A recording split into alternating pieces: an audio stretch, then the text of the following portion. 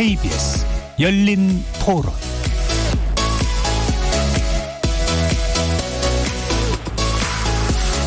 안녕하십니까. KBS 열린 토론 정준희입니다.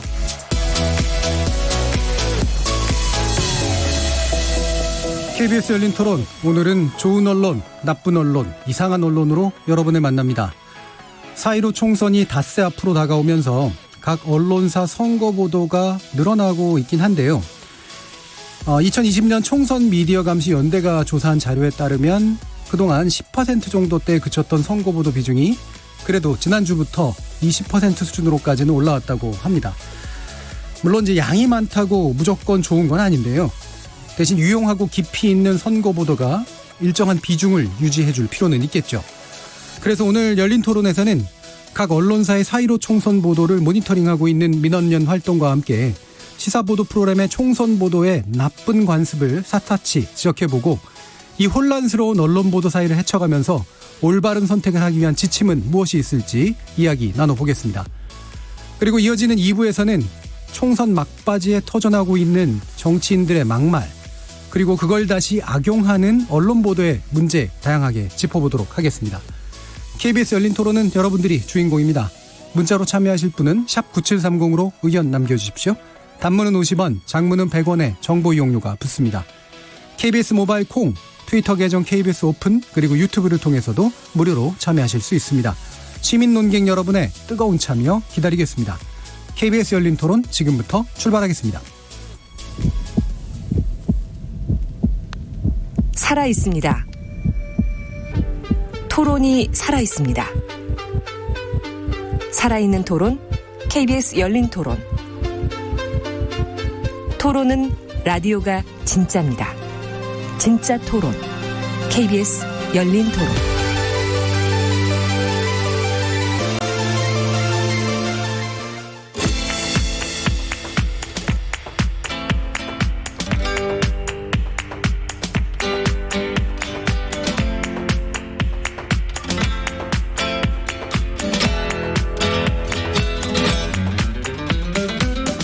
좋은 언론, 나쁜 언론, 이상한 언론?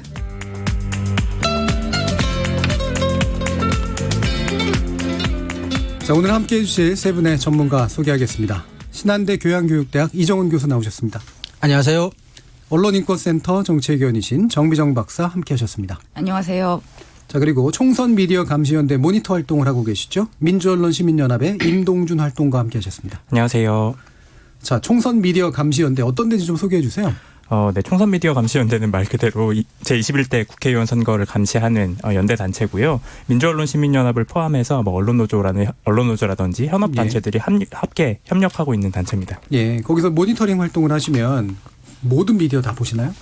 모든 미디어를 다 보진 않고요. 예. 저희도 활동가들이 그래도 꽤 있어서 저는 지금 종편 시사대담 프로그램을 맡고 있고요. 예. 신문 보도를 맡고 있는 활동가, 방송 예. 보도를 맡고 있는 활동가, 그리고 유튜브를 모니터하는 활동가도 있습니다. 예, 맡으신 일마다 업무의 부담이 좀 다를 것 같은데 굉장히 제일 힘든 일 하고 계시는 것 같은데요? 정신적으로는 가장 힘든 일이라고 생각합니다. 예, 알겠습니다. 자, 그러면 우리 임동준 활동가님이 그동안 이제 모니터링 활동을 해오셨으니까 오늘은 이제 좋은 보도, 나쁜 보도, 이상한 보도 짚기 전에 전반적인 총선 보도의 지형부터 좀 살펴보는 게 좋을 것 같아요. 네, 총선 보도의 지형을 살펴보기 위해서 제가 방송 보도와 관련된 내용을 가지고 왔는데요. 예. 지상파 3사와 종편 4사의 저녁 종합 뉴스를 분석한 내용입니다.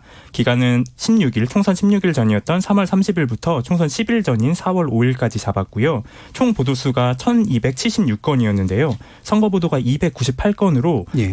비중을 확인해 보면 23.4%를 차지했습니다. 예, 그래서 아까 이제 20% 정도 때까지 일단 올라왔다라고 하는데 역대 선거보다는 아무래도 적긴 하죠. 맞습니다. 그래서 저희가 비교를 해보려고 2017년에 있었던 대선 그리고 2016년에 있었던 총선을 한번 비교를 해봤는데요.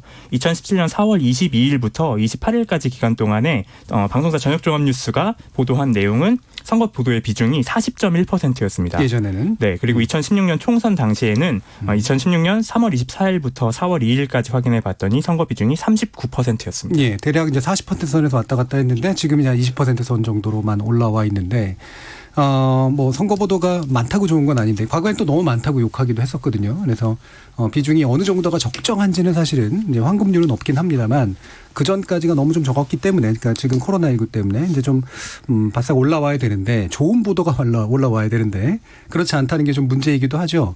그럼 보시면서 이 보도, 그러니까 선거 보도가 대충 어떤 특징이 있더라라고 발견이 되시던가요? 이 기간의 좀 선거 보도의 특징은 4월 2일부터 이 공식 선거 운동 기간이 시작이 됐잖아요. 네. 그리고 여론조사 결과들이 굉장히 많이 나왔기 때문에 이 기간 좀 특징적으로 보였던 거는 후보자의 동정 보도. 동정보도. 네, 맞습니다. 그리고 선거 전략과 관련된 보도들이 굉장히 많이 눈에 띄었다는 겁니다. 예. 실제로 전체 보도 중에서 선거 전략이 등장했던 보도가 59.1%였고요. 예.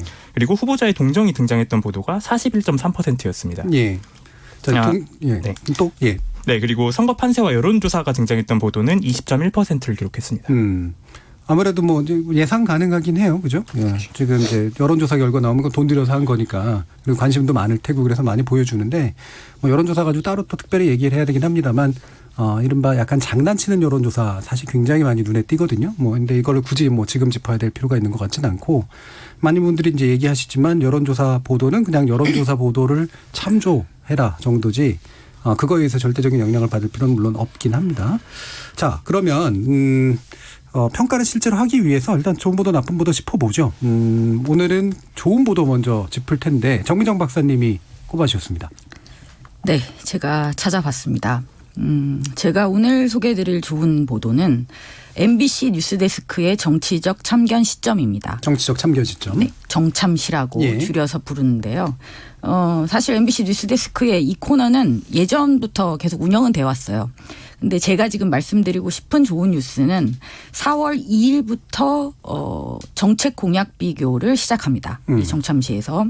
그래서 지금 4월 2일, 6일, 7일, 8일, 9일 그래서 지금까지 5개의 정책 공약 비교가 보도되었습니다. 각각을 짧게만 소개해 드릴게요. 일단 1탄은 정부의 코로나19 대응에 대한 여야의 평가를 전하면서 네. 제가 또 긍정적으로 봤던 거는 양당의 평가뿐이 아니라 거대 양당 정책을 보완하는 방안을 제시했던 다른 정당들의 공약도 정리해서 소개를 했다는 부분입니다. 네. 그래서 민생당, 정의당, 국민의당. 그래서 재난지원금을 포함해서 폭넓은 어떤 제도적인 개선안들을 제시했던 정당의 공약들을 비교적 잘 소개를 했습니다. 그리고 6일은 2탄이었는데요. 2탄은 성범죄와 관련된 대책에 대한 공약 비교였습니다. 각 당의 공약을 소개하면서 4년 전 총선 때 공약하고 또 비교를 했는데요. 네. 약속을 지키지 않고 재탕만 하는 부분도 지적이 되었습니다. 네. 그리고 7일은 이제 3탄 부동산 정책입니다. 양 당의 정책과 함께 민생당, 정의당 정책도 이제 소개를 했고요. 그다음에 8일은 이제 네 번째로 검찰 개혁에 대한 부분을 다루었습니다. 그러니까 공수처를 저지하고자 하는 주장과 공수처를 사수해야 된다라는 주장을 비교를 해서 소개를 했고요. 그다음에 9일이 5번째로 외교 안보에 대한 공약이었습니다. 주로 중국과 일본에 대한 입장 차이가 비교돼서 소개가 되었고요. 그리고 민생당, 정의당, 국민의당 같은 경우는 병역 관련 공약이 또 소개되었습니다. 그러니까 전반적으로 제가 총선에 대한 뉴스를 볼 때는 참 그렇습니다. 제가 기대하는 거는 누가 잘하나 이런 걸 알고 싶은데 실제로 보도는 누가 이기나 이 얘기만 좀 하고 있다 이런 느낌을 많이 받았어요. 근데 투표를 하기 위해서 판단 근거가 될 수 있는 정보를 제공해야 된다는 측면에서 저는 뉴스데스크의 정참시가 좋은 사례가 될 수 있다라고 생각해서 소개드립니다. 이게 이제 그 전지적 참가 시점이라고 하는 예능 프로그램으로부터 이제 힌트를 얻어서 만든 이제 제목으로 짐작이 되는데 어떻게 보고 나니까 도움이 되시던가요? 일단 가장 핵심적인 공약들을 중심적으로 해서 소개를 하니까요. 아무래도 도움이 되죠. 근데 대신 좀 그런 건 있습니다. 시간 제약이 너무 짧으니까 굉장히 단편적인 어떤 지식을 그냥 나열하는 정도 수준에 그치는 측면도 분명히 있습니다. 근데 제가 이것을 좋은 뉴스로 택한 이유는 워낙 정책, 공약 이것에 대한 소개 자체가 없다 보니 그리고 특히 방송사의 메인 뉴스에서 이것을 고정으로 해서 다룬다는 측면을 긍정적으로 평가했던 거죠. 저도 그 포인트가 되게 중요한 것 같아요. 그러니까 우리나라 TV의 정시 뉴스에서 공약을 제대로 다루는 건 사실 대단히 어렵잖아요. 형식적으로 뭐 1, 2분 이내에 그런 걸 다루기가 어렵고 그러다 보면 외려 안 다루니만 못하게 단순화가 일어나 버리는 경향들이 있는데 그럼에도 불구하고 이거를 메인 뉴스에 중요한 꼭지로 올려준다라고 하는 것 자체는 상당히 좀 의미가 있는 일이다라고 이제 보는 건 맞는 그리고 것 전 같고요. 시청자들에게 일단 질문을 던질 수 있는 거죠. 네. 단편적이긴 하지만 이걸 보고 찾아볼 수가 있잖아요. 그렇죠. 이번에 이 정책을 네. 그럼 더 구체적으로 이 정당이 어디까지 제시하고 있는가. 뭐 이런 측면에서 저는 도움이 될 수 있다고 봅니다. 예. 제가 좋은 보도를 맞진 않았는데 하나 꼭 소개하고 싶은 게 보도가 있어서 경향신문인데요. 이번에 바뀐 선거법 때문에 만 18세 유권자들이 처음으로 이제 투표권을 행사할 수 있게 됐는데 만 18세 유권자들이 알았으면 좋을 만한 이제 내용들 그리고 만 18세 유권자들과 관련된 청소년 공약 뭐 이런 것들을 집중적으로 분석하고 비교한 기사가 4월 9일자에 경향신문에 실렸는데 한 면에 4꼭지나 실렸어요. 그래서 이것도 저는 굉장히 의미 있는 보도다 그런 생각을 했습니다. 예. 이렇게 지면을 많이 할애해서 특히나 관심을 갖는다 그러긴 하지만 제대로 해부해서 해주는 거는 쉽지 않은 주제였는데 그렇죠. 그것도 충분히 좀 긍정적으로 평가는 될 것 같은데 임동준 활동가님이 보니까 이제 이 총선 미디어 감시 연대에서도 유익 보도를 선정한다고 해요. 네, 맞습니다. 예, 어떤 기준, 어떤 유형으로 하고 계시는 건가요? 저희가 분류를 할 때예요. 예. 유익성이 있는 보도인가를 한번 따져보는 기준을 8가지 정도를 잡아봤는데요. 네. 첫 번째는 정책을 제공하는가, 정책에 대한 정보를 제공하는가 여부입니다. 아무래도 선거가 정책과 공약 중심으로 이루어지기 위해서는 언론 보도가 이끌어줘야 하는 부분이 있잖아요. 그래서 정책을 설명하는지가 첫 번째 요소였고요. 두 번째는 이 정책을 설명하면서 각 후보별로, 정당별로 정책을 비교해줘서 예. 어떤 정책이 더 좋고 어떤 정책이 더 문제인지를 지적을 해주는가를 요소를 뽑아봤고요. 예. 세 번째는 사실 검증 여부입니다. 후보자나 혹은 정당이 하는 주장이 예. 사실관계와 부합하는지 틀리는지에 대한 부분을 판단하는 보도가 있는가. 그리고 네 번째는 시민사회의 여론과 시민사회 운동이 있는 내용들을 소개를 하는가에 대한 부분을 뽑아봤습니다. 예. 후보자의 발언이나 혹은 정당의 정책에 대해서 시민사회 내에서도 평가가 있을 수 있고 이것에 네. 동조하거나 혹은 비판하는 여론이 있잖아요. 이 내용들을 적합하게 설명을 하는지 이 부분을 네 번째 요소로 뽑아봤고요. 다섯 번째는 신진 후보와 군소정당을 소개하는가입니다. 예. 거대 양당에 비해서 이 신진 후보라든지 군소정당의 경우에는 언론 보도에서 굉장히 적게 다뤄지잖아요. 예. 그래서 이 내용을 거대 양당에 끼워 넣는 것이 아니라 군소정당의 유의미한 정책이라든지 유의미한 신진 후보를 따로 별도의 리포트로 해서 설명을 하는지 예. 이걸 요소로 한번 그럼 그 넣어봤고요. 부분에서 군수 후보면 무조건 다 좋은 건가요? 그렇지는 않고요. 네. 사실 이 군소정당과 신진 후보를 다루면서도 네. 황당한 공약이라든지 그렇죠. 이색 예. 선거운동을 위주로 다루는 케이스들이 있어서요. 예. 이 부분은 저희가 유익성으로도 뽑지만 이 문제가 되는 유해성 보도에도 조항을 넣어놨습니다. 네. 그리고 여섯 번째로는 시민의 질이나 시민의 논평을 포함한 보도가 있는 겁니다. 마찬가지로 후보자의 정책이나 정당의 정책에 대해서 시민들의 의견 그리고 시민들이 평가하는 내용을 보도에 포함을 했는가를 평가 요소로 넣은 거고요. 일곱 번째는 온라인에서 추가 정보를 얻을 수 있는 내용들을 보도에 넣었는가입니다. 예. 사실 지금 단계에서는 언론도 정보를 전달하지만 시민들도 사실 언론과 마찬가지로 정보를 얻고 있잖아요. SNS라든지 온라인 커뮤니티라든지 이런 유의미한 정보들을 얻을 수 있는 온라인상에서 얻을 수 있는 정보들을 전달하고 있는가도 하나의 요소로 뽑아봤고요. 마지막으로는 앞서 경향신문 보도와 마찬가지로 개정된 선거법과 관련된 예. 내용을 전달하고 있는가를 8번째 요소로 뽑아봤습니다. 예. 그럼 아까 또 이제 그 정책의 좋고 나쁨에 대해서 평가를 해준다라고 하는 것도 어떤 기준인가요? 사실 정책의 좋고 나쁨을 평가하는 것이 예. 근래 언론 보도들을 보면 이 정당이 이런 정책을 발표했다라는 보도가 대다수잖아요. 예. 그 부분을 좀 넘어서서 정책이 실현 가능한 것인지 예. 혹은 이 정당의 정책과 다른 정당의 정책을 비교했을 때 두 정책의 차이점이 무엇이고 어떤 부분이 유권자에게 더 도움이 되는지 이런 부분을 평가하는 걸 집어넣었습니다. 그러니까 왜냐하면 정책은 또 가치 판단이 상당히 개입되는 거기 때문에 그래서 심층성에 좀 더 아마 초점을 둬서 이야기를 하는 것 같네요. 그 자체의 어떤 판단보다는. 네. 자, 그럼 이렇게 이제 한 8가지 유형으로 유익성에 대해서 이제 얘기를 해주셨는데 뭐 이 부분 나중에 좀 더 우리가 같이 나눠서 얘기해 보고요. 나쁜 보도 이정훈 교수님. 네, 저는 그 나쁜 보도로 그 4월 7일자 조선일보의 그 서지문 고려대 명예교수가 쓴 칼럼 예. 조국을 조국 일당에게 내줄 것인가라는 제목의 칼럼을 선정했습니다. 앞에 조국은 머덜랜드 우리나라고요. 네. 우리나라란 뜻이고 뒤에 예. 조국은 다들 아실 것 같고요. 예. 그래서 이 보도 같은 경우는 이제 일단은 정치적 편향성이 이제 너무 심하다는 건데 그거는 또 둘째 문제 치더라도 사실은 정치적 편향성을 드러낼 수 있는 방법이 두 가지가 있는데 우리 편이 좋다라는 방식으로 편향된 정보와 너네는 나쁜 놈이다라는 형태로 분노와 혐오를 자극하는 형태의 편향성은 심리적으로 이제 효과가 전혀 다른데 부정적인 감정을 호소하는 형태의 편향성은 심리적으로 나쁜 효과가 굉장히 큽니다.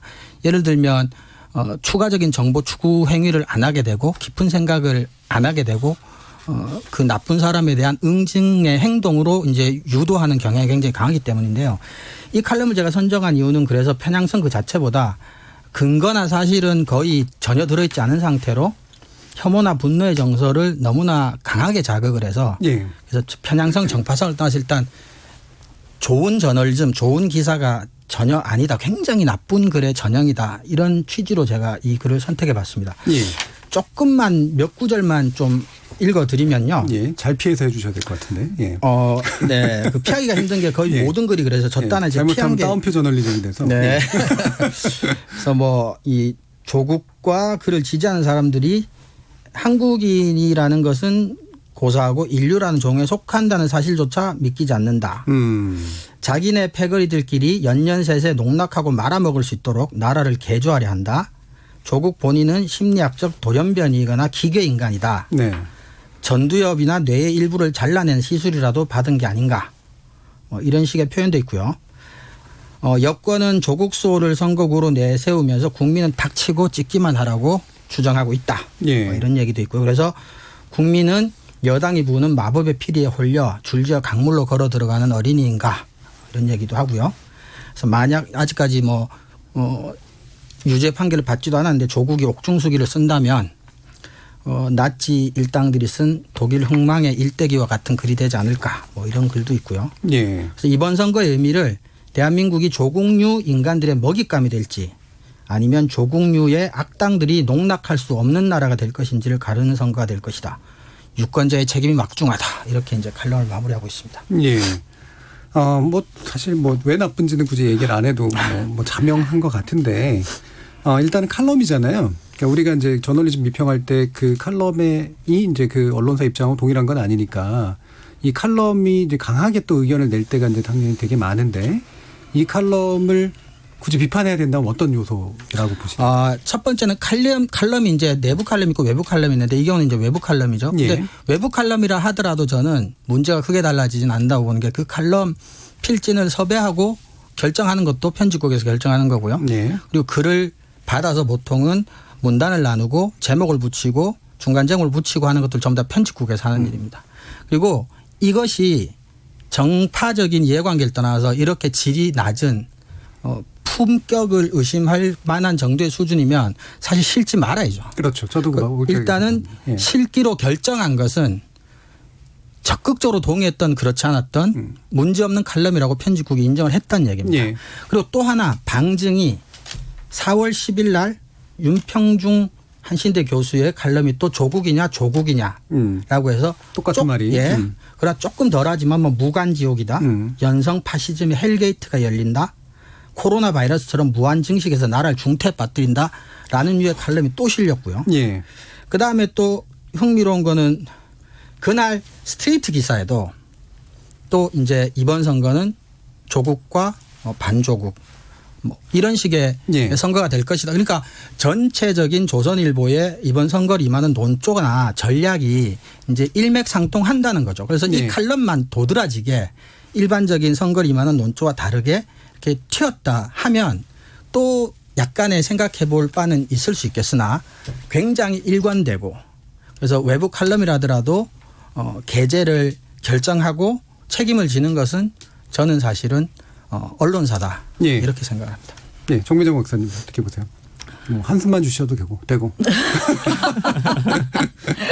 어쩌다가 제가 한숨을 되게 자주 쉬는 것 같습니다. 근데 사실 이런 기사를 들으면 정말 덧붙여서 드릴 말씀이 없을 정도로 기가 막힌 것 같은데요.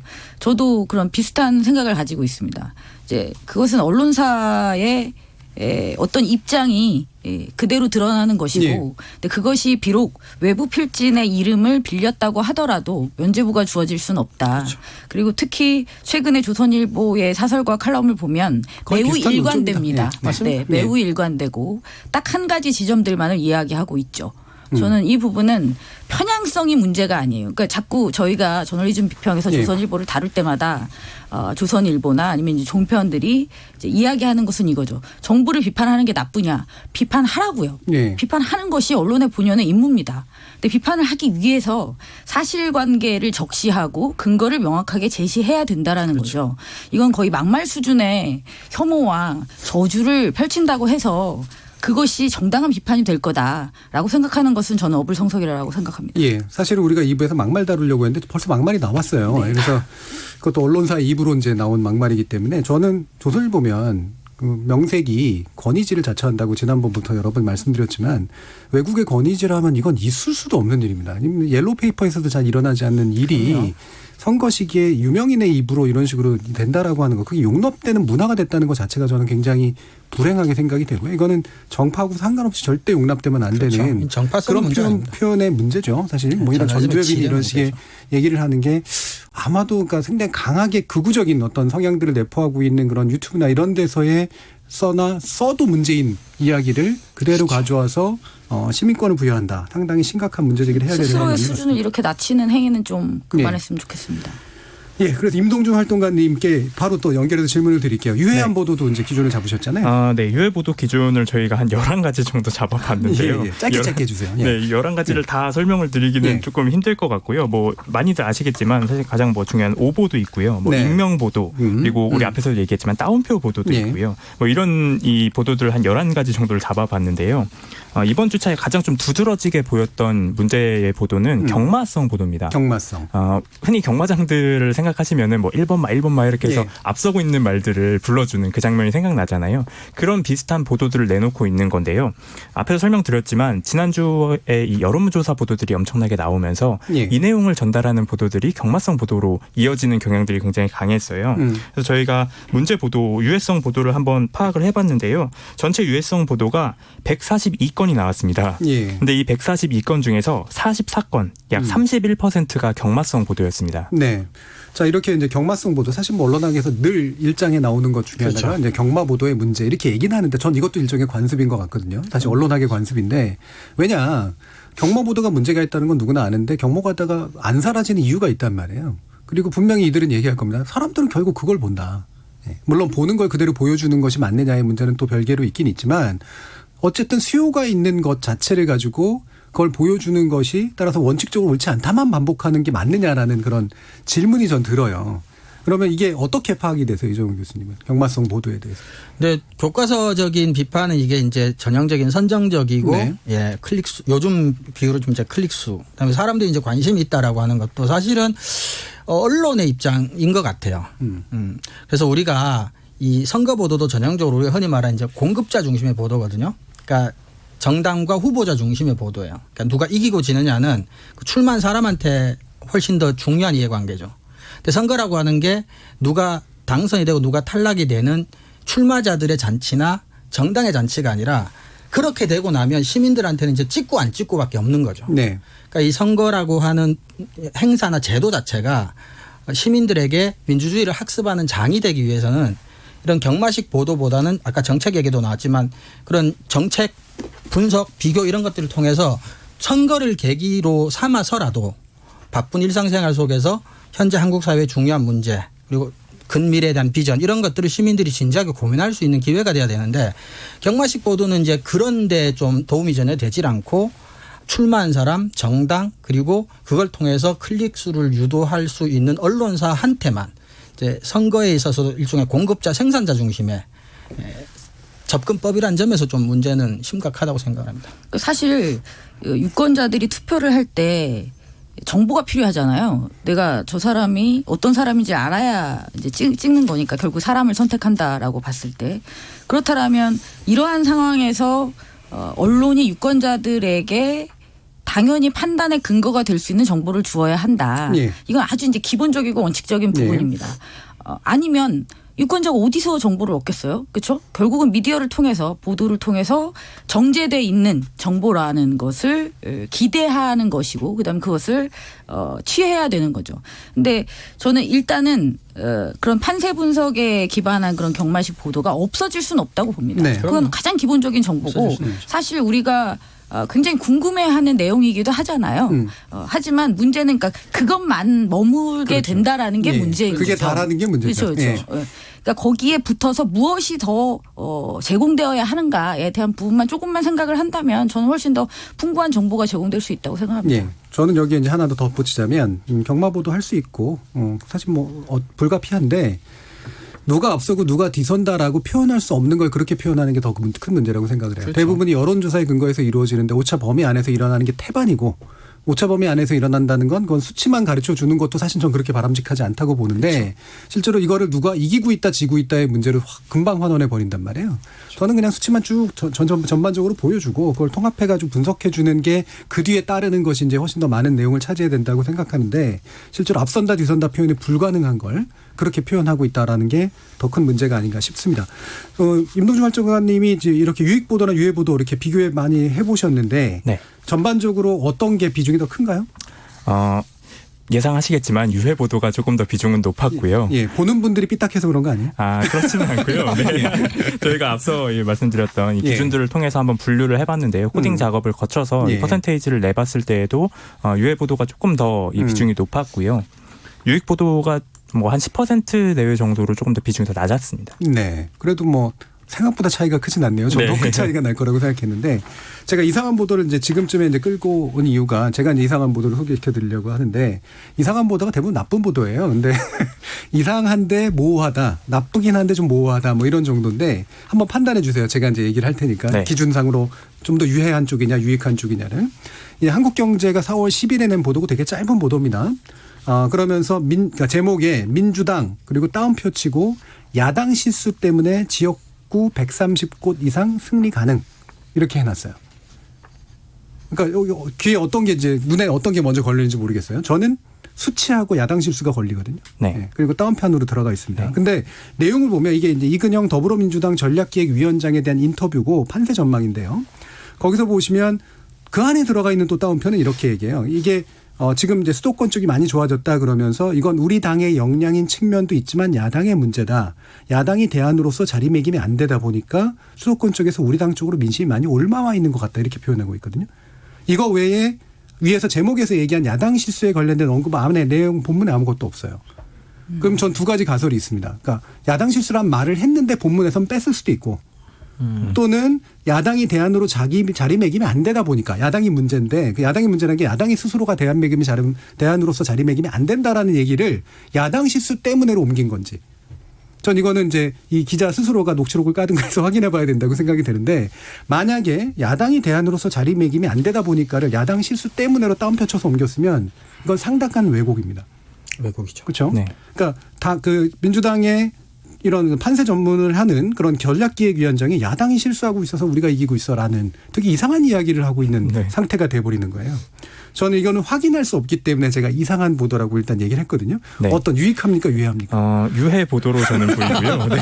예. 제가 근거 없이 얘기하는 건 아니고요. 예. 저희가 유해 보도의 기준을 11가지가 있다고 말씀드렸잖아요. 그중에서 양대 정당 중심 보도에 해당이 될 수 있을 것 같습니다. 네. 그리고 두 번째로는 따옴표 보도에도 해당이 될 예. 수 있을 것 같고요. 그래서 이 기준으로만 보더라도 두 개의 이미 이 기준에 걸려 있다라는 평가를 할 수 있을 것 같습니다. 예. 여기 이제 제가 약간 더 이제 덧붙이자면 지금까지 계속 나왔던 것처럼 판세 전망에 치우쳐 있다라고 하는 게 전형적으로 반복이 되고 있고요. 그거를 판세 전망을 하면 자기들이 판세를 그럼 분석을 해야지 왜 당에서 얘기하는 전망을 물을까? 저는 이게 계속 내내 궁금했어요. 당이 가장 잘 분석을 하기 때문이니까 아니거든요. 여론조사 분석가가 제일 잘하지. 당이 가지고 있는 자원이 그렇게 훨씬 더 높은 게 아니에요. 근데 당한테 물어요. 그럼 당은 얘기하려고 하죠. 당은 얘기하려고 하면서 어떤 말을 하게 될까? 정확한 분석을 하게 될까? 아니에요. 전략적인 얘기를 할 수밖에 없어요. 그렇죠. 예를 들면 이기고 있더라도 이기고 있다고 얘기하면 안 좋을 것 같으면 지고 있다고 얘기하고 지고 있더라도 이기고 있다고 얘기하는 게 유리할 것 같으면 그렇게 얘기합니다. 결국에는 일부러 전략적인 언급을 유도하는 판뿐이 안 깔아주는 용도라는 거예요. 왜 이런 식의 당의 관계자에게 판세 전망을 물어보느냐 이거죠. 더 나쁘게는 무능하고 게으름의 표현이죠. 언론 스스로가 판세 분석을 해야죠. 그럼. 이게 따옴표 저널리즘의 가장 나쁜 점 중에 하나인데 게으르고 무능한 저널리즘이 생존할 수 있는 조건. 그게 바로 따옴표 전 저널리즘. 덧붙여서 무능하고 게으른 정도보다는 비겁하죠. 예. 비겁도 하죠. 비겁하죠. 잘못되면 그 원 발언을 한 책임을 사람한테 안 책임을 지겠다는 돌리면 거죠. 되니까. 그렇죠. 예. 그래서 이게 악의성의 문제로 따지면 제가 이 안에 기사만으로 확인이 안 되기 때문에 이거를 좋다 나쁘다고 판단 안 하고 그냥 이상하다고 했습니다만 세 분이 각자의 기준을 가지고 나쁘다고 또 판단을 해주셨네요. 알겠습니다. 자 그러면 좀 더 들어가서 몇 가지 좀 더 짚어보죠. 임동준 활동가님 이렇게 정책 보도에 관련된 내용들 많이 필요하다라고 얘기를 하는데 네. 사실 또 정책 보도를 잘하는 게 어렵잖아요. 맞습니다. 기본적으로 어떤 사례들이 좀 있었나요? 저희가 정책 보도 중에서도 이 정보가 과연 유익한 정보인가라는 질문을 던지고 싶은 보도가 있었는데요. SBS의 총선용 기획 보도 기생총이었습니다. 기생총. 네, 이게 기자가 전하는 생생한 총선 리포트의 줄임말인데요. 예. 네, 이 기획 보도의 취지는 지역에 직접 내려가서 지역별 쟁점 현안과 민심을 알아보겠다 이게 취지였습니다. 네. 그런데 저희가 보다 보니 이게 과연 지역의 쟁점과 정책을 전달하는 것인가, 분석하는 것인가에 대한 의구심이 들었는데요. 취지는 예. 괜찮은데. 네, 대표적인 예시가 4월 4일 날 보도였습니다. 보도 제목이 다운표 치고 도시철도 신설 vs 다시 다운표 치고 예. 광주를 제2 강남으로 이게 보도 제목이었는데요.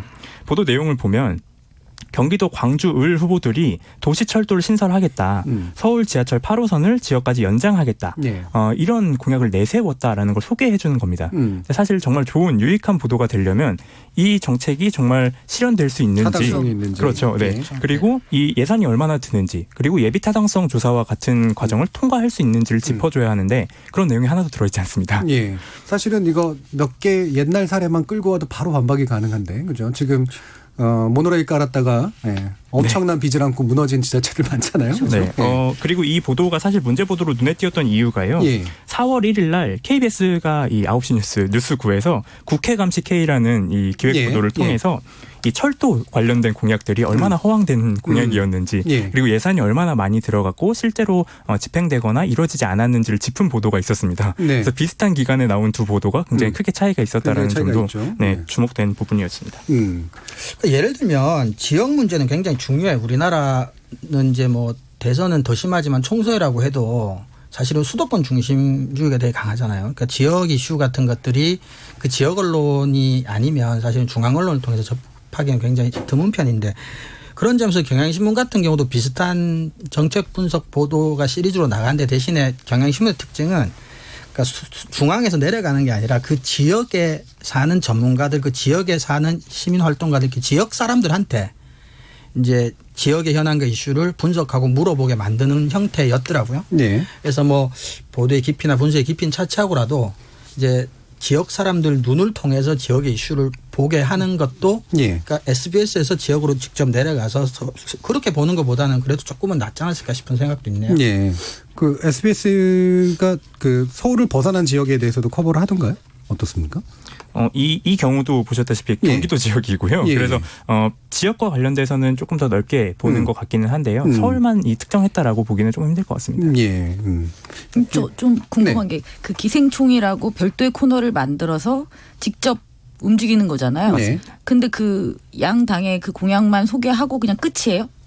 사실 그러니까 이 리포트 네, 내용 전 자체가 그게 그 정도의 구성이라고 저희는 보였고요. 그러니까 뭐 네. 이 공약을 설명하는 것 이외에 별다른 내용이 과연 있는가에 대해서도 네. 이 리포트가 좀 그래서 저희도 좀 보면서 예. 좀 의문이긴 부실하네요. 했습니다. 네. 네. 내용 근데 자체가. 매체의 특성은 조금은 우리가 고려는 해야 될 것 같아요. 그건 방송이라는? 면제부는 아닌데 방송이라고 하는 네. 특성상 사실 이게 이제 정책의 분석 같은 경우는 신문이나 잡지 같은 이제 지면 매체들이 훨씬 더 이제 근본적으로 유리한 측면이 그렇죠. 있잖아요. 유리하죠. 예. 그래서 예. 방송 같은 경우는 이제 보통 일반 스테이트 같은 경우 뭐 3분 내외로 리포팅을 해야 되니까 물론 이제 기획 같은 경우는 조금 늘어지더라도 뭐 한 4, 5분 안에 그렇게 하는 게 힘드니까 차라리 뭐 저런 거는 뉴스에서는 짧게 다루고 뭐 심층 보도 프로그램이나 뭐 시사 교양 프로그램에서 좀 더 깊이 있게 다룬다든지 하는 네. 형태로 뭔가 보완을 아니면 홈페이지를 활용해서 네. 뭐 이렇게 좀 깊이 있는 예. 분석을 그렇게 얻는다든지 별도로 그런 식으로. 떼든가 아니면 네. 메인에서 다루려면 그냥 가가지고 현장감만 살리려고 가면 안 되죠. 그렇죠. 예, 뭔가 이렇게 내용을 제보를 받거나 뭐 이렇게 뭔가를 들어서 그렇죠. 그걸 가지고 팔려고 이제 가면 1, 2분 안에도 충분히 좋은 보도 할 수 있거든요. 그러니까 기사에는 비판적인 지점이 저는 분명히 들어가야 된다고 봅니다. 여기서 네. 비판이라는 것이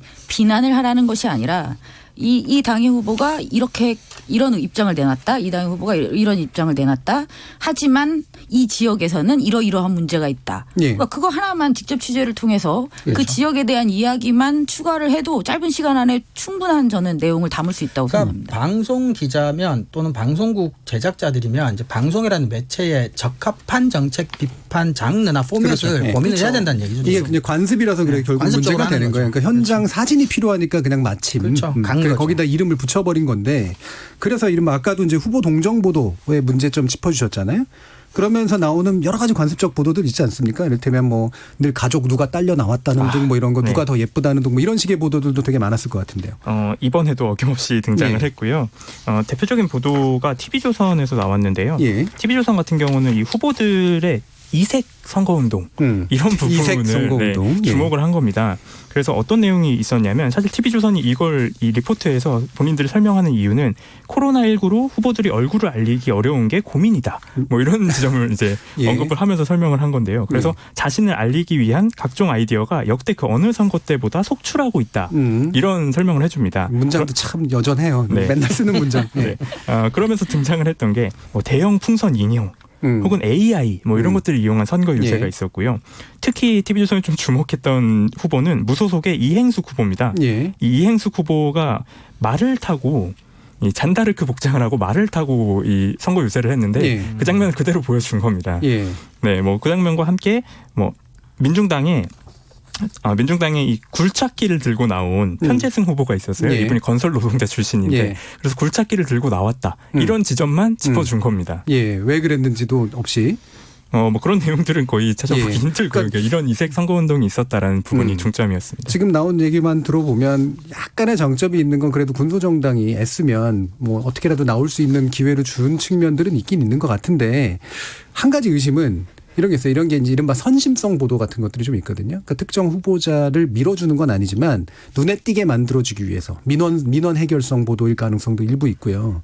또 한 가지는 이제 우리 국감장이나 이런 데 보면은 보아뱀 들고 뭐 무슨 뱀 들고 나와가지고 이제 잠시 자기 얼굴 보여주는 이런 거잖아요. 다시 말하면 퍼포먼스를 해서라도 눈에 띄게 만드는 이런 걸 자꾸 자극하고 유도하는 그런 경향들이 분명히 있을 것 같아요. 네, 맞습니다. 예. 네, 이런 사실 이 같은 내용의 보도가 JTBC에서도 등장은 했습니다. 네, 네. JTBC 같은 경우는 이런 이색 선거 유세를 소개를 한 다음에 후보자들이 이목을 끄는 것도 중요하지만 예. 총선 공약이나 정책을 제대로 알려야 한다라는 점을 비판적 시각으로 보기도 했고요. 그래서 예.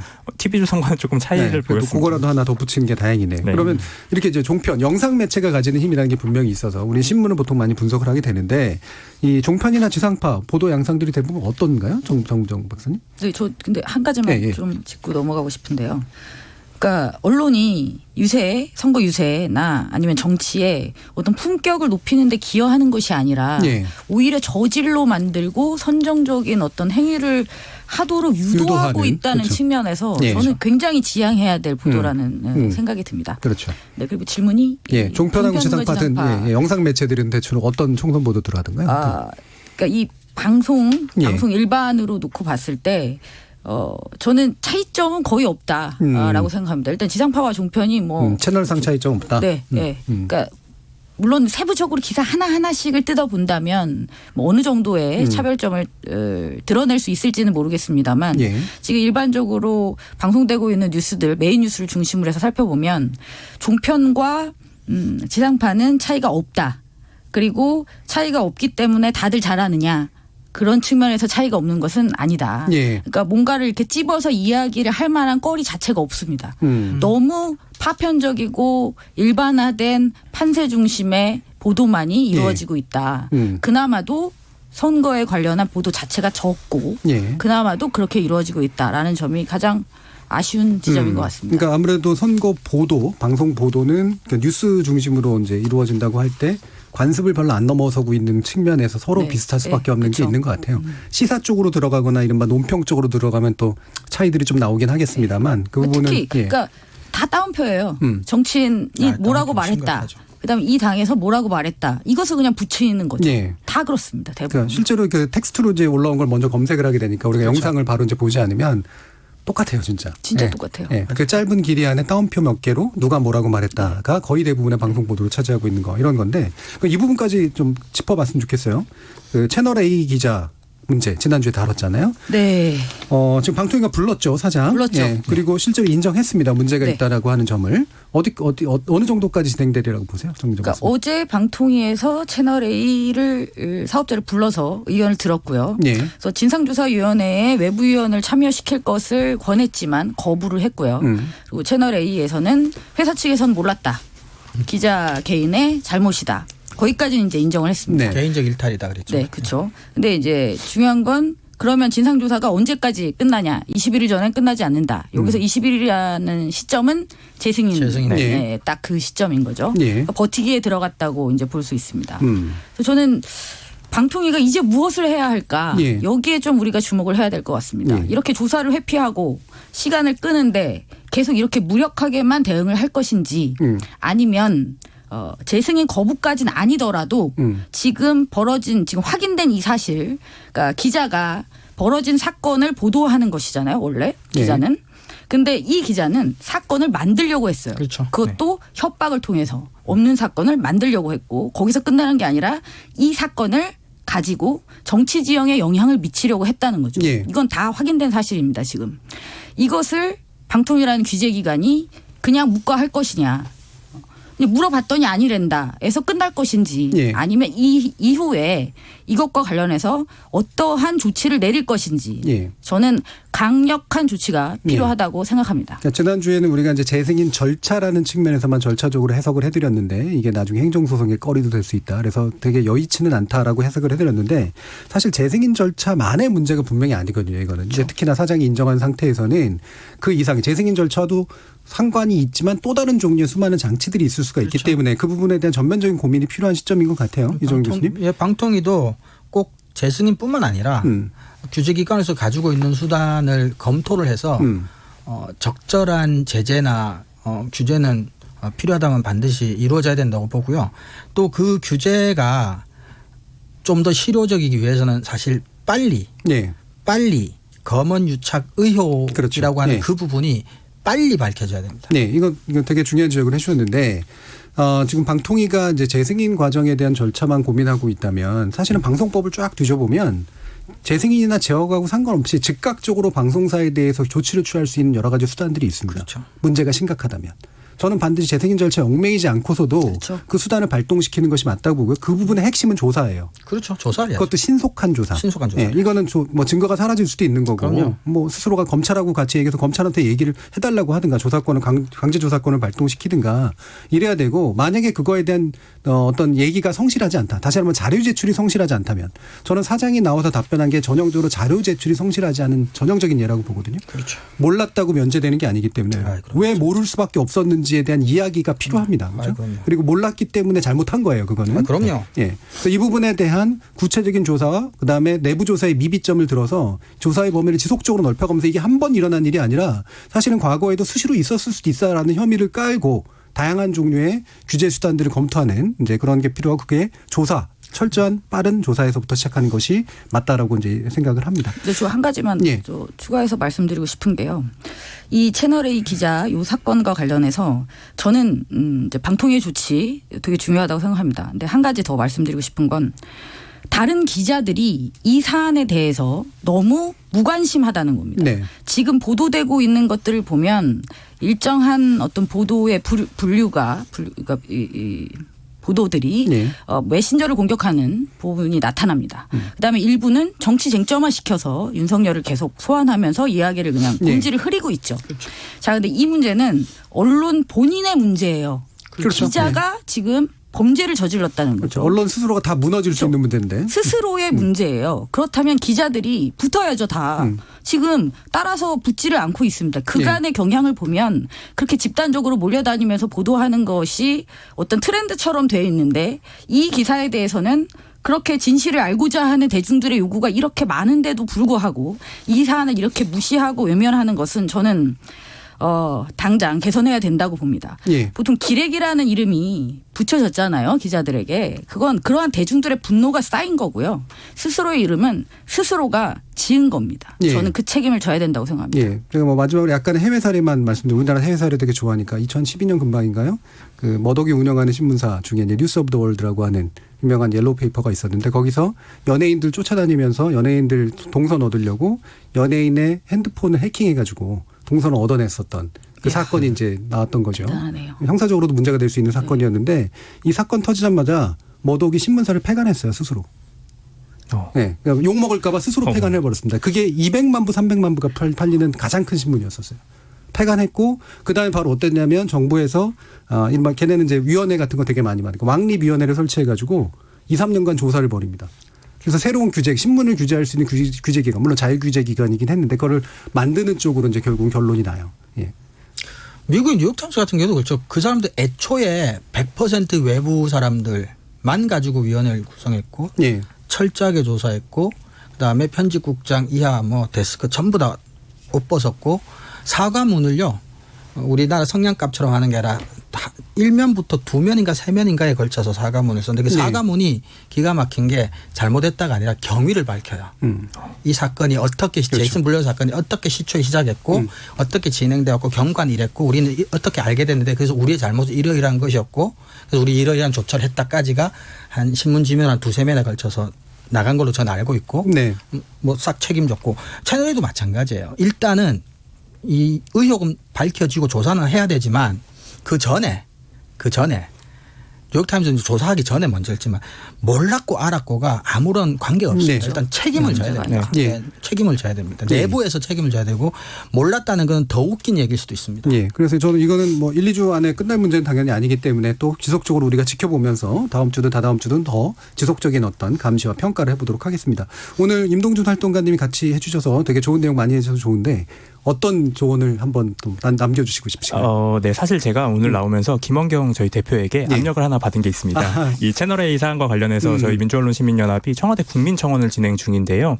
예. 이 채널A의 이 문제, 검언 유착의 문제를 명확하게 방통위가 밝힐 수 있도록 예. 국민청원을 통해서 시민들의 뜻을 보여주자라는 취지입니다. 예. 그래서 민주언론시민연합 홈페이지에 들어오시면 국민청원 링크가 있습니다. 그래서 예. 시민 여러분들께서도 이 사안에 관심을 가지고 계시다면 이 문제가 이만큼 심각하다라는 걸 한번 뜻으로 표현해 주셨으면 좋겠습니다. 예. 이제 검찰 고발도 민원을 하셨고, 네. 그 다음에 국민청원까지 주도하고 있네요. 뭐, 알아서 잘 판단해 주시기 바랍니다. 이어지는 2부에서는 이렇게, 총선 국면에서 나타나고 있는 또 막말의 문제, 그 막말 관련된 보도의 문제도 한번 짚어보도록 하겠습니다. 지금 여러분께서는 KBS 열린 토론과 함께하고 계십니다.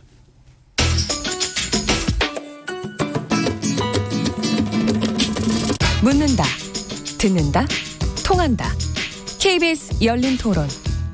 듣고 계신 청취자 여러분 감사드립니다. 들으면서 답답한 부분은 없으신가요? 궁금한 점은요? 그렇다면 함께 토론에 참여하시죠. 유료 문자 샵 9730을 이용하시면 됩니다. 단문은 50원, 장문은 100원의 정보 이용료가 있습니다. 스마트폰 어플리케이션 KBS 모바일 콩을 통해서도 무료로 참여하실 수 있습니다. KBS 열린 토론은 언제나 열려 있습니다. 듣고 계신 KBS 열린 토론은 매일 밤 1시에 재방송됩니다. 자, 우리 1부 토론 진행되는 동안 청취자들이 보내주신 의견 들어보겠습니다. 정의진 문자캐스터. 네, 지금까지 청취자 여러분이 보내주신 문자들 소개합니다. 먼저 유튜브 청취자 허도행님. 국민들은 말 그대로 사실에 대한 철저한 취재를 통한 기사를 원합니다. 취재 없이 받아쓰기에 매몰된 언론이 언론인가요?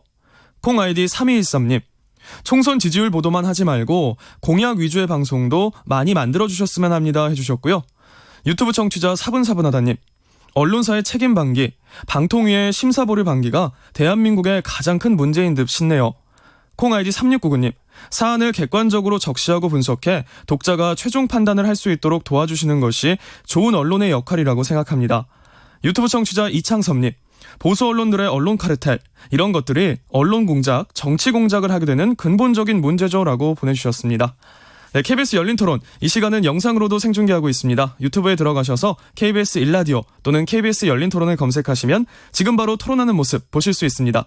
방송을 듣고 계신 여러분이 시민 노객입니다. 계속해서 청취자 여러분들의 날카로운 시선과 의견 보내주세요. 지금까지 문자캐스터 정의진이었습니다. KBS 열린 토론 금요일 코너 좋은 언론, 나쁜 언론, 이상한 언론의 2부 주제는 막말을 대하는 언론의 자세 이대로 좋은가입니다. 함께해 주실 두 분의 전문가 소개하겠는데요. 언론인권센터의 정책위원이신 정미정 박사 그리고 신한대 교양교육대학의 이정훈 교수 이렇게 두 분과 함께하고 있습니다. 자, 막말 앞에서 이미 이제 언론이 스스로 막말을 해버리고 있는 상황에 대해서 얘기를 했고 그 가운데 이제 또 총선 막바지에 정치인들의 막말들이 터져 나오고 있는데 구체적인 이야기를 막말을 전달해 드리고 싶지 않기 때문에 다운표를 잘 하지는 않겠습니다. 근데 지금 차명진 후보, 그다음에 뭐 김대호 후보 등등이 이제 계속해서 나오고 있죠. 자, 근데 근본적으로 이런 막말이 도움이 된다고 생각하고 있을까라고 어떻게 짐작하세요, 정미정 박사님? 저는 이 막말을 좀 나누어 보고 싶어요. 이 후보들 했던 막말을 제가 인용을 하진 않겠습니다. 네. 실수였던 경우가 있고요. 실수가 있고. 그다음에 저는 차명진 후보 같은 경우는 이건 전략적인 전 고의적이라고 판단이 되죠. 전략적인 발언이다. 명확하게 이렇게 봅니다. 그러면 이 두 개는 좀 분리해서 사고를 해야 될 것 같은데 저는 특히 이렇게 전략적인 발언에 대해서 언론이 그 후보가 원하는 것을 지금 해주고 있죠. 스피커 역할을 해주고 있습니다. 전혀 비판적인 시각을 배제한 채 그냥 완벽하게 그가 했던 말을 조목조목 그대로 전달을 해주는 것이죠. 그러면 그렇게 언론이 해주니까 계속해서 그런 막말을 하는 겁니다. 자, 막말을 해서 욕을 먹을 거를 몰랐을까요? 알죠. 하지만 이분은 전력이 있는 분이잖아요. 내 지지층이 더 굳건해질 것이라는 믿음이 있기 때문에 이 막말을 하는 겁니다. 어차피 나를 욕하는 자들은 안 찍을 것을 알고 있으니까. 근데 언론이 여기에 부안해동해서 이 부분을 오히려 확산시키고 유포시키는 어떤 스피커로서 기능을 하는 것은 정말 문제가 있는 거죠. 지금 이제 그 차명진 후보는 이제 세월호 유가족에 대한 이제 막말을 했고 계속 논란이 있다가 통합당 차원의 탈당 권고 정도로 지금 결정이 내려졌는데 TV조선은 이제 즉각 차후보를 제명했다라고 단언하기도 했고요. 약간 오보 사태가 좀 있었죠. 물론 김대호 후보 같은 경우가 그 30, 40대 무지론 뭐 해서 이제 결국은 이제 노인 장애인 노인 장애인 비하까지 거기 이제 제명됐죠. 제명이 된 이제 그런 케이스잖아요. 저는 그게 고의와 실수를 나누고 당에서 그걸 안다고 봅니다. 그러니까 조치가 지금 다르잖아요. 그 차이도 있고요. 세대에 대한 뭐 비하 발언하고 박근혜 전 대통령 세월호로 이어지는 이쪽은 통합당에서 느끼는 그러니까 그게 어떤 뭐 극단적인 지지층이라 하더라도 조금 정치적인 고려해야 될 사항들이 저는 분명히 다르다고 봅니다. 그리고 차명진 후보 개인한테 하는 얘기가 아니라 국회의원에 출마하는 사람들이 당연히 당선을 목적으로 하지만 정치인들이 선거에 출마할 때는 당선이 안 되더라도 그 이후까지도 그러니까 이게 이제 하나의 흐름에서 오는 정치적인 행위이기 때문에 설령 만약에 당선이 되지 않더라도 그 이후까지 본다든지 그러니까 차명진 후보 입장에서는 이제 박근혜 전 대통령과 그러니까 아주 극단적인 통합당의 일부 지지자들과 자기가 정치적인 어떤 그런 연대나 연계 같은 것이 있다고 자기가 생각한다면 자기가 정치 생명을 이어가는 그런 전략적인 판단에서 이거는 정 박사님도 얘기했지만 이게 실언하고는 전혀 상관없는 고의적일 뿐만 아니라 굉장히 전략적인 발언일 수도 있습니다. 그러니까 저는 이걸 그래서 예전에 스피커 저널리즘이라고 했는데 정치인들이 전략적으로 하는 막말에 대해서 대신 스피커가 돼줘가지고 널리 퍼뜨려줌으로써 의도하는 효과를 하도록 만들어주는 공범입니다. 이건 분명히 의도적인, 그러니까 둘 다 의도적인 어떤 문제를 안고 있는 상태라고 저는 보는데요. 제가 몇 개 그 관련된 보도를 좀 얘기를 좀 드려볼게요. 일단 이제 보면 아주경제하고 세계일보가 비슷한 시기에 4월 6일 날 이렇게 냈는데 김대호 후보 발언에서 했습니다. 그러면서 어떤 얘기를 하냐면 제목이 둘 다 거의 비슷해요. 총선 D-9 범여 3, 40대 문원리 발언에 통합당 난타, 청년평화 망언. 그다음에 세계일보인데 총선 D-9 범여 통합당 김대호 후보 발언에 발끈 청년평화 망언. 방금 두 개 기억하시는지 모르겠지만 몇 글자 안 달라요. 똑같은데요. 가 발끈을 했다고요? 그러니까 범여가 바로 통합당을 난타했다. 그러면서 청년평화 망언이다. 이제 이런 식으로 연결된 거예요. 근데 일단은 제목이 상당히 이상하고 뭐 몇 자 안 틀리네요. 지금 보시면 사진도 똑같이 위에 메뉴에 배치했고요. 이 후보의 사진을. 그다음에 내용도 보시면 내용이 다 더불어민주당의 어떤 논평은 그다음에 무슨 의원의 논평은 시민당의 논평은 이런 식으로 쭉 했는데 내용이 거의 비슷해요. 아주경제하고 세계일보가 굉장히 다른 언론사로 알고 있는데 어떻게 제목에서부터 그다음에 인용되는 사람들의 발언까지 거의 똑같을까? 둘이 뭐 단톡방에서 공유했나? 이런 식의 생각이 들 정도로 거의 똑같고요. 저는 여기서 범여라고 하는 걸 굳이 왜 썼을까? 어떻게 생각하세요? 글쎄요.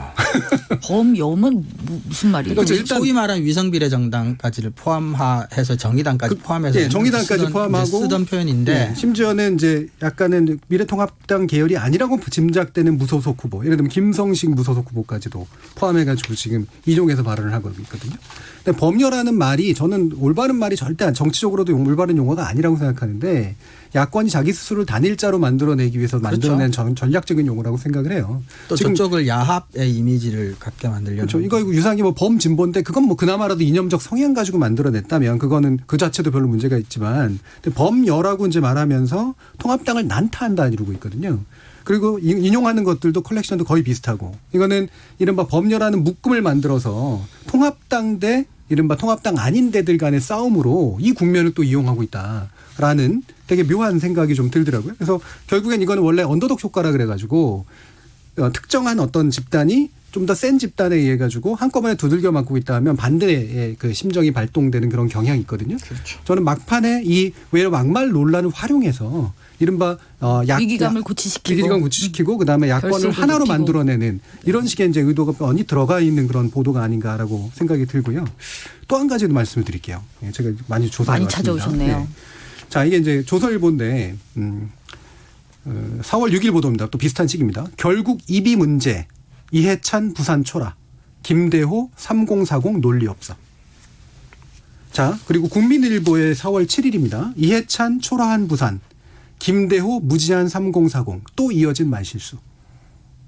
제목만 보고 어떤 문제가 짐작이 되세요? 사실은 이제 그 이해찬 씨의 발언에 하고 예. 이제 같이 이제 묶어서 같이 가는 거죠. 예. 그러니까 저는 이 부분이 그러니까 물론 이건 좀 조심스러운 얘기이긴 합니다만 어느 정도의 말실수성이 들어가 있는 건 맞아요. 아까 이제 정민저 박사님 말씀해주신 실수와 의도라고 하는 것들은 이제 구별해서 봐야 되잖아요. 예를 들면 이해찬 그 대표의 부산 초라 발언은 따옴표로 딸 발언이 아니었었어요. 예. 부산이라는 도시가 왜 초라해졌을까 하면서 결국에는 개발이 잘 안 돼서다라고 하는 식으로 쭉 이제 논리를 펼쳤는데 물론 지적하듯이 감성적으로 지역민들이 혹시라도 약간 지역을 비하하나 폄하하나 이런 식의 느낌이 들 수가 있기 때문에 약간은 신중하게 발언을 하는 게 더 좋았겠다 정도는 됩니다. 근데 김대호 씨의 발언은 실수 이상의 거거든요. 이거는. 30, 40대 다 찍었고 그다음에 또 노인 장애인까지 다 포함해가지고 상당히 좀 문제 있는 발언을 한 거죠. 그리고 그러니까 통합당에서도 이제 제명 조치를 좀 취한 거 아닙니까? 근데 이 두 가지는 말실수라고 하는 거로 여대 야라고는 구도를 만든 거 이게 되게 전형적인 묶어버린 매칭 거죠, 방식이에요. 둘 다 말실수하고 있고 둘 다 똑같다 이겁니다. 그런데 더 재밌는 건 뭔지 아세요? 조선일보의 보도에서는 부제목을 이렇게 붙습니다. 여야 익단 막말의 골치. 둘 다 골치 아프게 있다는 거죠. 김대호 논란대자 송구 통합당은 징계 검토. 보시면 이해찬 대표나 더불어민주당에서는 아무런 사과 발언이나 아무런 말도 안 하고 있다. 그런데 통합당은 바로 논란이 되자 송구하다라고 밝혔고 또 징계를 검토했고 실제로 징계했잖아요. 그죠? 이해찬 대표도 징계하라는 얘기네요. 조선일보 입장에서. 그러니까 이거는 문제의 경중을 따지지 않은 채 하나로 묶였다라고 하는 그런 문제가 있을 뿐더러 동시에 통합당의 조치는 신속하고 뭔가 인정이라도 하고 있다라고 하는 식의 논지를 깔고 있습니다. 기사까지 들어가면 다 그런 식으로 만들어져 있어요. 저는 지금의 막말 논란이 여러 가지 문제가 다운표도 문제 있고 스피커도 문제가 있지만 이 막말 국면을 어떻게든 정치적인 이득이나 이런 식으로 만들어내려고 하는 너무 그러니까 속셈이 뻔히 보이는 보도들이 이런 식으로 만들어진다라는 생각이 들어서 그게 가장 좀 걸리고 거슬리는 그런 식의 내용들이었습니다. 정미정 박사님 어떤 다른 보도들 중에 거슬리는 거 있으셨어요?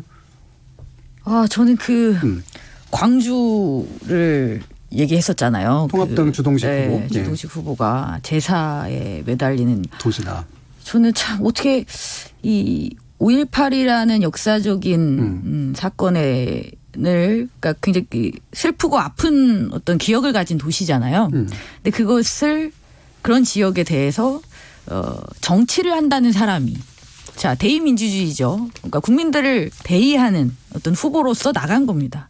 근데 그 사람들에게 상처가 되는 이야기를 이렇게 한다라는 게 정말 충격적이었어요. 그러니까 보도가 거슬렸다기보다는 이 사람의 발언을 보도를 통해서 들으면서 굉장히 이렇게 벙찌게 되는 거죠. 예. 그렇죠. 정말 전 이게 가장 충격적이었던 것 같습니다. 예, 이거는 이제 정치인 자체 발언에 대한 네, 충격성 그렇죠. 그런 거죠. 예. 그다음에 이정우 교수님은 저는 뭐 사실은 뭐 이번 총선이라고 해서 뭐 정치인들의 막말과 그것에 대한 그 일방적인 인용 보도가 뭐 새삼스러운 게 아니어서 뭐 예. 특별히 뭐 그렇게 한 건 아니지만 근데 아까 제가 나쁜 보도도 말씀드렸지만 그 정치인들이 막말하는 게 실언이든 전략적이든 이제 그 사람들 입장에서 보자면 그 사람들은 그게 그렇게밖에 할 수 없는 뭐 사정이라도 있다고 볼 수도 있어요.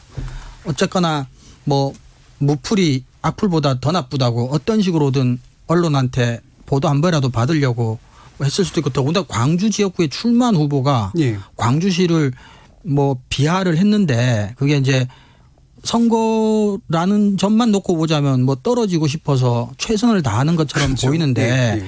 그걸 가지고 뭐라고 그렇다면 그 사람은 그러니까 제가 아까도 이제 선거에 나가는 모든 사람들이 이제 물론 이제 당선을 바라지만 당선만이 목적이 아닌 출마도 있기 때문에 이제 그런 것들을 언론에서 이제 자꾸 크게 보도해 줄 필요가 없는데 문제는 그런 출마도 하지 않은 언론이 선거와 관련해서 특정 정판, 특정 정당이 이제 선거에서 이기려는 목적으로 훨씬 정치보다 더 심한 막말을 한다는 게 저는 훨씬 더 심각한 문제라고 생각합니다. 예. 관련해서 이제 민원연이 논평을 하면서 이와 같은 이제 몇 가지 기준을 제시를 했어요. 저는 이건 상당히 잘 정리가 된 것 같은데 막말 혐오 표현을 무책임하게 여과 없이 중계하지 말고 비판적으로 접근할 것. 다시 말하면 막말에 대한 보도가 막말을 중계하는 보도가 아니라 막말의 문제를 짚는 보도가 돼야 된다라는 거고 그래서 부적절한 취지와 맥락을 설명해야 된다. 선정적으로 소비하지 말아라. 그대로 옮겨오지 말아라. 그다음에 확인되지 않은 내용을 근거로 기사로 나가지 말아라. 그다음에 이거를 감싸려는 목적으로 진상규명 프레임을 만들어서 논쟁을 이야기하지 말아라. 그러니까 이게 이왕 논란이 된 김에 뭐가 맞는 거야 라는 식으로 해가지고 진상규명을 하는 과정에서 이제 논란을 더 키우는 그런 방식으로 하지 말라는 얘기죠. 그리고 책임감 있는 보도를 해라. 뭐 이런 정도의 제언들을 해주셨는데 뭐 민원연의 이 논평은 우리 막말 따옴표 보도에 있어서는 뭐 가장 기본적으로 필요한 내용들을 이야기하고 있다고 생각이 들고요. 빠짐없이 원칙을 잘 잘 정리해놨죠. 예. 저는 막말을 전하는 언론의 그 태도가 정말 문제라고 생각하는데요. 그러니까 정치인이 막말을 한 거잖아요. 언론이 그것을 그대로 전하잖아요. 그러니까 내 말은 아닌 거지. 근데 누군가가 말을 했으니까 사실에 근거했다라는 건데 저는 여기서 가장 중요한 부분은 민원연 논평에도 포함이 되어 있지만 비판적으로 접근해야 된다라는 거죠. 네. 그 사람이 그 말을 했던 거는 일단 팩트고 그다음에 저는 유권자들이 일단 알기는 알아야 된다고 봅니다. 그러니까 그건 어쨌든 유용한 정보가 될 수 있는 거죠. 후보자에 대한 판단을 내릴 수 있는 근거로서 충분히 작동할 수가 있으니까요. 하지만 여기에서 기자는 취재를 통해서 새로운 정보를 넣어야죠. 그 사람이 그 말을 했다는 건 다 알아요. 그렇다면 취재의 내용은 무엇이냐는 거지. 어떠한 맥락에서 이 사람의 이 말이 왜 부적절하고 왜 적절하고 이 얘기를 했어야 되는데 지금 대부분 이 막말을 전하는 언론 보도는 취재한 내용이 없습니다. 없죠. 그냥 그 말만 있어요. 그리고 SNS 관련된 SNS에서 다 긁어와요. 그렇죠. 제가 아까 소개해드렸던 보도들도 보면 내용들이 발언자가 다 일부러 정당 관계자한테 가서 물어보고 따오고 뻔한 얘기거든요.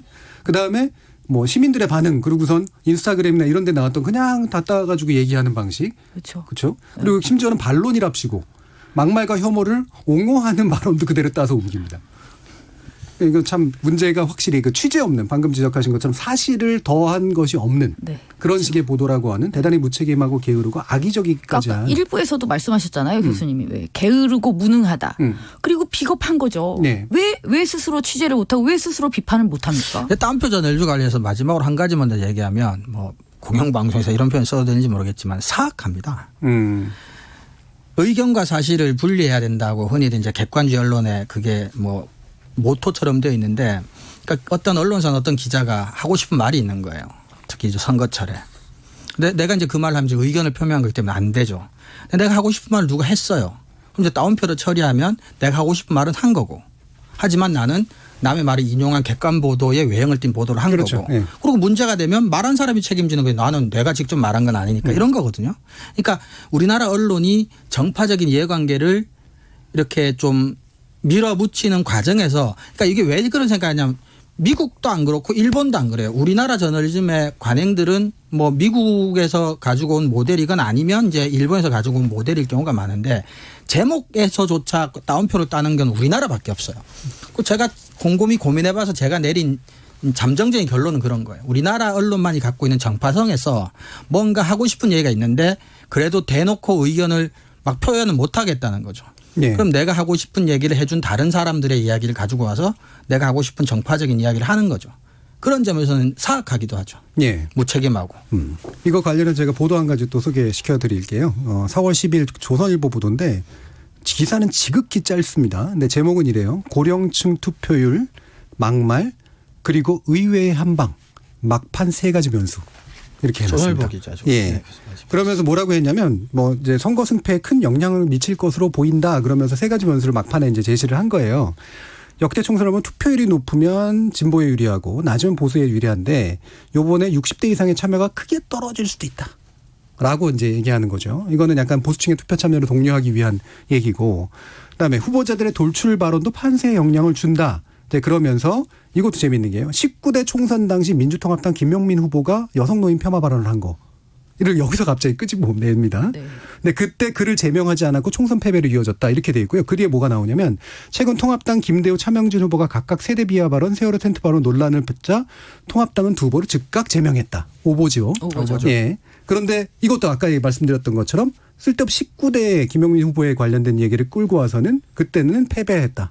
그리고 이번에는 통합당은 즉각 제명했다라는 식으로 이상한 변수에 이건 변수가 아니죠 사실은. 세 번째로 이제 여야가 폭로전에 나설 수 있다. 이제 이러면서 누군가 정치 공작을 준비하는 것 같다라고 민주당 이해찬 대표가 최근에 한 발언을 두고 통합당의 이진복 총괄선대본부장은 저쪽 즉 민주당에 터질 게 있다라는 식으로 이제 얘기를 합니다.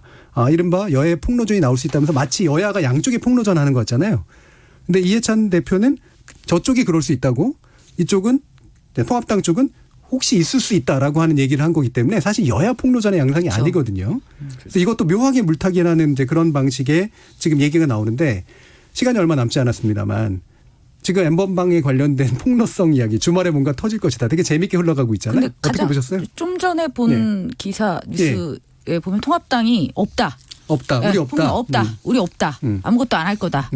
라고 해서 뭐 일단락이 됐다고 볼 수 있지 않을까요? 저는 일단락이 됐다고 생각해도 났는데. 근데 프레임이라고 하는 거는 인간이 기본적으로 복잡한 사고를 뇌가 싫어하니까 그 사고의 경로를 단순화시켜주는 거거든요. 그래서 프레임 내용의 진위가 중요한 게 아닙니다. 그렇죠. 여당, N번방 이렇게 사고의 연결고리를 만들어주고 나면 일단 우리는 안 하겠다라고 하더라도 일단 보도가 됐고 연결고리가 생기면 이제 특정 정당의 지지자들 사이에서는 패턴화된 사고를 할 수 있는 연결고리가 생기는 거죠. 그 폭로 자체는 이루어지지 않았지만 이미 소기의 그렇죠. 목적은 달성한 거죠. 네. 네.